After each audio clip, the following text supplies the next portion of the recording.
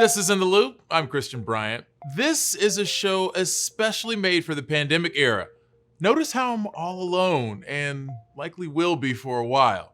Anyway, here's what we got for y'all. In today's show, we'll take a look at how Americans came to expect election results on election night. In a few instances, that has not been the case. Plus, we spoke to analysts about the legality of the White House's plan to roll back Deferred Action for Childhood Arrivals, or DACA. But first, here's what you need to know right now. Federal agents will be leaving Portland starting Thursday, according to Oregon Governor Kate Brown. She said in a tweet the decision was made after discussions with the vice president. The protests in Portland started after George Floyd's death a little over 2 months ago. In recent weeks, some have turned violent. Brown blamed that on the federal officers' escalating tensions, calling them an occupying force. The move comes as Homeland Security had debated sending more officers to Portland this week. The death toll from COVID-19 is still climbing across the country. Tuesday marked the highest single-day total of deaths since May. 1,300 people in the US died from the virus in one day. While the case count is slowing down in the Sun Belt, Dr. Fauci says the Midwest could see the next surge if they aren't careful. We're starting to see in Ohio, Kentucky, Tennessee, Indiana, that inkling of a percent increase of cases that are positive. That's a warning sign that you might be seeing a surge. Right now, 21 states are in the federal government's red zone, which means each of those states had more than 100 new cases per 100,000 people in the past week. Back in 1998, Bill Gates testified in front of the Department of Justice on Microsoft's monopoly power. That hearing is remembered as one of the government's most aggressive moves against tech power. Now, multiply that by 4. Today, the top tech CEOs faced a hearing with Congress about that power. As a sign of the times, Mark Zuckerberg, Tim Cook, Jeff Bezos, and Sundar Pichai all tuned in virtually. Facebook, Apple, Amazon, and Google respectively are facing different antitrust allegations after a 13-month investigation about whether their companies have stifled competition and harmed customers. I recognize that there are concerns about the size and power of tech companies. Google's continued success is not guaranteed. New competitors emerge every day. Despite their pretty clear dominance of the online economy, the CEOs were quick to point out other competitors, and questions from Democratic lawmakers about stifling competition rarely got all that aggressive, while Republicans focused on accusations of political bias against Facebook, a platform where the vast majority of the most popular political posts are actually from conservatives. A simple blood test may be able to diagnose Alzheimer's by detecting the protein known to be a sure sign of the disease. New results from a study published this week shows it was able to diagnose Alzheimer's with around 94% accuracy. That could be a big game changer, since the most reliable ways to diagnose Alzheimer's right now are invasive or expensive. Scientists say the actual test is still years away, but this was a huge step in the right direction. This November, we should know the winner of the presidential election the same day many of us will cast our ballots. But that hasn't always been the case. And on a few occasions, we've had to wait days to get those results. In this next story, Newsy's Stephanie Liebergen tells us how Americans came to expect election results on election night. Governor Thomas E. Dewey today conceded the presidential election to President Truman. Lyndon Baines Johnson has been elected President of the United States. CBS News estimates that Ronald Reagan has been re-elected president. Americans have come to expect election results on election night, thanks to more than a century of precedent. Starting really after the Civil War, we get this expectation that we can learn the result on election night, because usually it's not too close, and you can do that. Professor Edward Foley said the invention of the telegraph is what really started allowing newspaper editors to declare winners in the Wednesday morning headlines. When the television rolled around, election night became appointment TV. It was partly entertainment and it was partly civics, and somebody like a Walter Cronkite was a trusted figure. And so if he told you who won, you thought you should know who, that was an answer you could trust. Just 4 times in America's history has the country had to wait past the Wednesday after Election Day to find out who won the White House. 1876, 1884, 1916, and 2000. The 1876 election is one of the most disputed in history. The results were ultimately settled by a commission just 2 days before the inauguration of Rutherford B. Hayes. In 1884 and 1916, concerns of voter fraud delayed the results for 2 weeks as lawyers validated ballots. Ultimately, Grover Cleveland and Woodrow Wilson won those elections, respectively. And 2000 brought the now infamous race between George W. Bush and Al Gore. NBC News is now taking Florida out of Vice President Gore's column and putting it back in the too close to call column. The then vice president didn't concede until December 13th, after the Supreme Court put a stop to the ongoing recounts in Florida. Bush versus Gore in 2000 taught us there's essentially 5 weeks between Election Day and a deadline in terms of the Electoral College that is important. If you freeze the count at the end of 5 weeks, do you have the right result or not? Depends on how fast a state is able to do its recounts and its review of its procedures. Now, with more Americans than ever poised to take advantage of mail-in voting, experts say the 2020 election could be the next example. We're not going to be able to call every race on election night. That we're not even going to have votes for every race in some states on election night. Major media outlets often get their election results filtered through a company like EDISON Research. It operates the national election pool that news organizations use to call who wins and loses races. After watching results slowly trickle in for a number of 2020 primaries, Edison co-founder and executive vice president Joe Lenski said they're preparing for a marathon, not a sprint. This process of reporting votes as they come in and making the projections on who's won is just going to take a much longer period of time this November. Any results we do get on November 3rd will be preliminary, since election winners aren't official until states complete their election canvass. Lenski and Foley say patience will be key. We're getting the information as fast as we can, and we're doing our best job at reporting it as quickly as we get it, but putting it in a context of what it means in terms of how much vote has been counted and how much is remaining and how the vote could change based on that. We don't want a fast result that is a false result. So if it requires an extra 2 weeks to get a true accurate result, it's worth it. Stephanie Liebergen, Newsy, Miami. When you're back, we'll run you through the trending topics really piquing our interest. And I promise you won't have to wait days to find out what they are. Native women have told me that what you do when you raise a daughter is you prepare her for what to do when she's raised, not if, but when. Why are we different than every other person? Why don't we have the justice everybody else does? Miss getting email that isn't junk? You should know about Newsy's daily newsletter. It's breaking news right to your inbox. Get caught up quick with the best Newsy stories every day. Join us at signup.newsy.com. Be informed, not influenced. You should know that we'll never turn down the opportunity to talk about space stuff, call me NASA, or make North Carolina references. Here's what's trending. Mars is about to have its Wright brothers moment, first in flight, as NASA prepares to put another rover on the red planet's surface, this one with a tiny helicopter on board.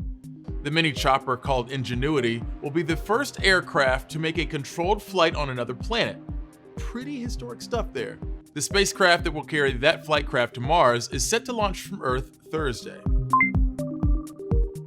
Challenge Accepted is a new trend going around on social media, with women challenging each other to show solidarity and support among women by posting black and white photos of themselves. But it wouldn't be 2020 if there wasn't some controversy surrounding this. Basically, the pushback here is that just posting a photo of yourself is kind of an empty gesture, and maybe just an excuse to drop a new selfie. Though some people have used the trend to highlight some pretty important issues, including violence against women and police brutality against Black women. Emmy nominations are out and Netflix and HBO led the pack, with Netflix breaking the record for most nominations for any network or streaming service with 160. That's a lot. Meanwhile, HBO got some major love for its limited-run superhero series Watchmen, along with its ever-popular drama Succession, whose theme song is honestly a bop. There were also nice surprises for Disney Plus, which saw an unexpected Best Drama Series nom for its Star Wars series The Mandalorian, and for Quibi, yes, Quibi, which pulled in 10 nominations despite some lackluster viewership numbers. And we couldn't leave this one out. A record number of Black actors received nominations, including Billy Porter, Issa Rae, and Regina King, to name a few. Winners will be announced at the Emmys broadcast hosted by Jimmy Kimmel on September 20th.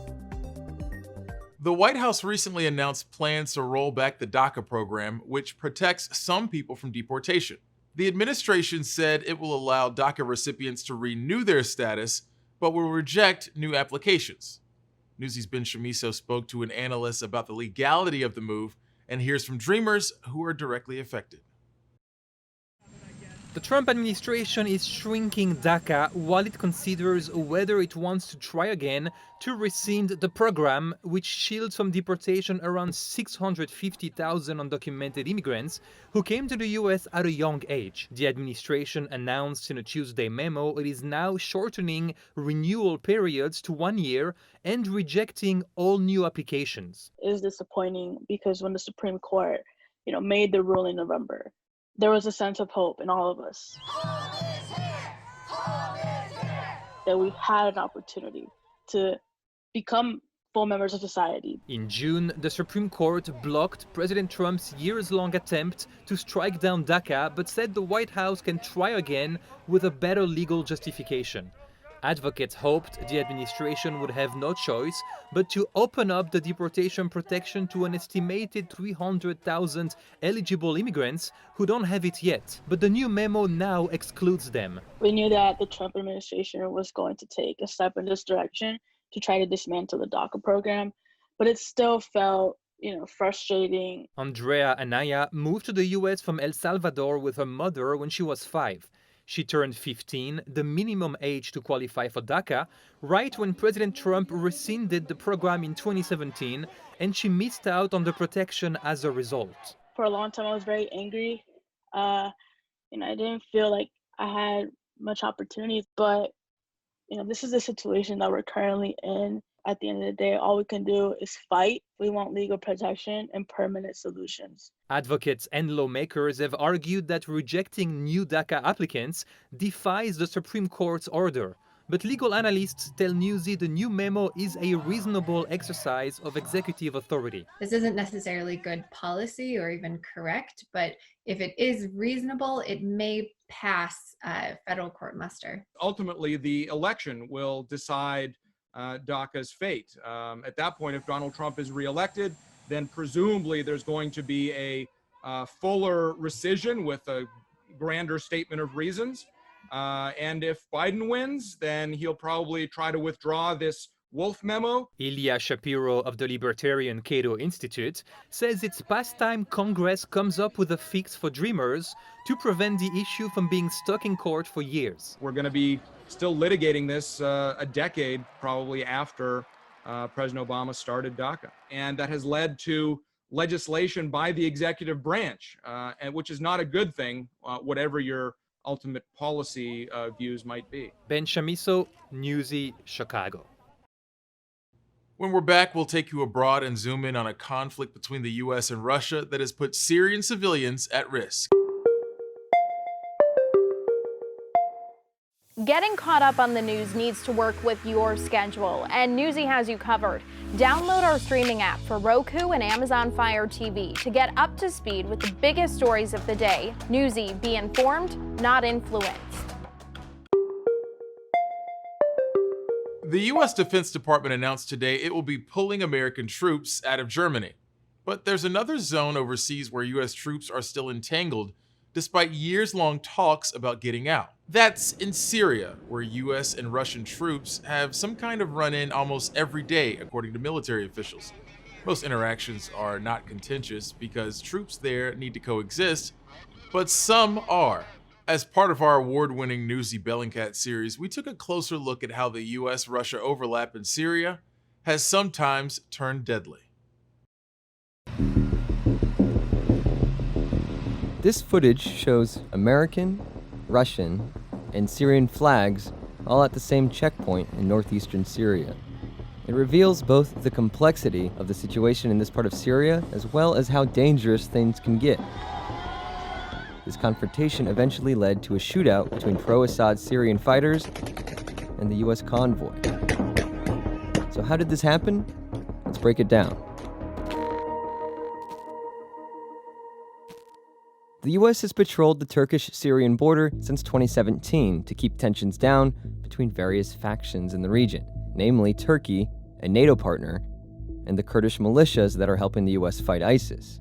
In October 2019, President Donald Trump suddenly announced he was pulling U.S. troops out of northeastern Syria, opening the door for Turkey to send its own troops in. That complicated things. Turkey's invasion paved the way for Russian patrols in the area, and strengthened the Syrian regime's presence. Suddenly, the U.S. wasn't the only country with patrols in the neighborhood. Both Russia and Turkey started conducting their own patrols in the same region after working out a deal with the Kurdish militias. The U.S. ultimately backtracked on its plans for a full withdrawal, and instead pulled back to patrolling a much smaller, oil-rich part of the region in the east, essentially giving up its influence in much of the region to Russia, Turkey, and the Syrian regime. The overlapping patrols have led to events like those of mid-February, when a U.S. convoy was stopped by pro-Assad forces at a local checkpoint outside of Qamishli. You can watch the scene unfold in various videos uploaded around the time of the shooting. This Kurdistan 24 reporter was in the middle of a live broadcast when the shooting began, right as 2 American soldiers and a translator walked toward the scene. The reporter and her cameraman then quickly run down the road and take cover.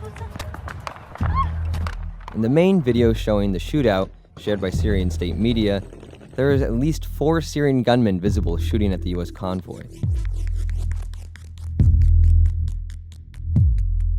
Meanwhile, a Russian patrol is parked nearby on the side of the road.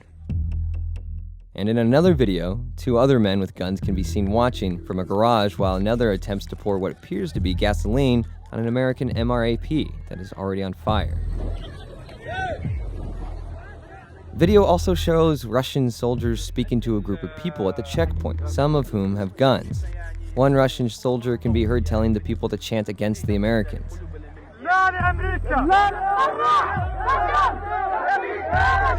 The same soldier is seen in another video telling people to move away from the U.S. convoy. While this was the most violent incident of its kind so far, it's just one of the many recent examples of U.S. forces having close confrontations with Russian and Syrian forces. As we see here, some American troops, they don't give the permission for the Russian troops to cruise to the oil areas. For this video, Newsy analyzed video and images posted online to find at least 8 confrontations between U.S. and Russian convoys across northeastern Syria. All of those just in the first 2 months of 2020.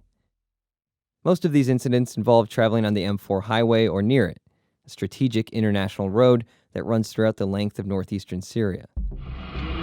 One incident that occurred after the shootout involved a U.S. MATV running a Russian vehicle off the road.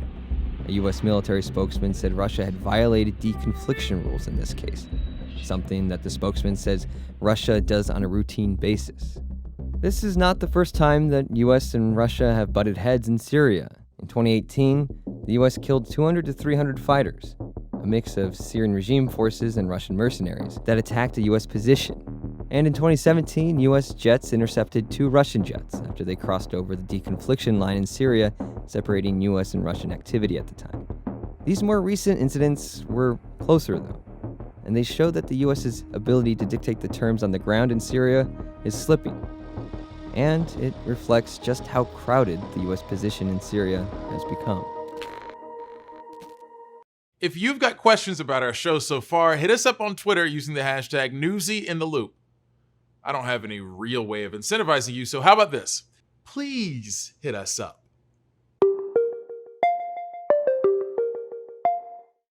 I did not think it would be this difficult for me to obtain a medical abortion.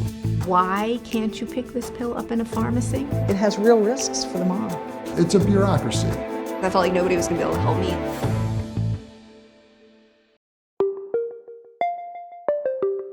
While many demonstrators take to the streets to demand racial justice and an end to police brutality, there's also work to be done in schools. Education plays a pivotal role in developing or dismantling our very own prejudices. In this next piece, Newsy's Lauren Magarino spoke to Jane Elliot, an educator and an anti-racism advocate, about how teachers can educate students on racial equity. No person is born with racial prejudice. And many people see a black person or a yellow person or a red person. What do they think? Look at that. Dumb people. But we can learn it. Dr. Martin Luther King, the apostle of nonviolence in the civil rights movement, has been shot to death in Memphis, Tennessee. Back in 1968, then third grade teacher Jane Elliot had a tough lesson to teach. I had to go into my classroom the next morning and explain to my students why Martin Luther King Jr. was dead. She ran the now famous brown eyes, blue eyes exercise. It might be interesting to judge people today by the color of their eyes. Students were either superior or inferior based solely on eye color. I felt like I was a king, like I ruled them brown eyes, like I was better than them. It revealed how easy it is to teach discrimination and normalize a dangerous myth. We do not educate in this country, we indoctrinate. We indoctrinate students starting from the minute they enter kindergarten or now preschool until the time they graduate from high school with the myth of the rightness of whiteness and the wrongness of anything else. Textbooks are part of the problem, with whitewashed tellings of events, including slavery. A 2018 Southern Poverty Law Center survey found nearly 60% of teachers thought their textbooks were inadequate in teaching slavery. But Elliot says educational systems are the largest problem because they ensure teaching, not educating. An educator is one who is engaged in the act of leading students out of ignorance. And you can't do that in a system in which you teach that all the wonderful things that have been done on the earth were done by white males. In other words, lessons on the contributions and experiences of people of color can't be taught in 1 month. But revamping systems of education won't happen overnight. So, in true educator fashion, Elliot shared a quick exercise with me. Have a box of crayons there, Crayola crayons, and take out the white one and say, now, boys and girls, everybody take out the crayon that's this color. And they'll all take out that crayon and you say, now, put that crayon against the back of your hand. Is the back of your hand the same color as that crayon? And everybody's going to say, no, no matter how young or how old they are. You're going to say, fine, you see, that's the problem. There are no white children in this room. You are all shades of brown. Elliot then pulled out a copy of the Human A Project, a collection of portraits challenging the concept of race. There's only one race of students in your classroom, and that's the human race. And do not discuss races, because there's only one. Revealing the myth of whiteness as a skin color, and how arbitrary white superiority and its system of power is, all in a tangible exercise for kindergartners. Lauren Magarino, Newsy, Chicago. And while the smart folks in lab coats are making sure the vaccine is effective, you can do your part by, well, you should already know what to do. I'll stop lecturing you and let you all go, but join us again tomorrow for more In the Loop. Top stories from Newsy are headed your way right now.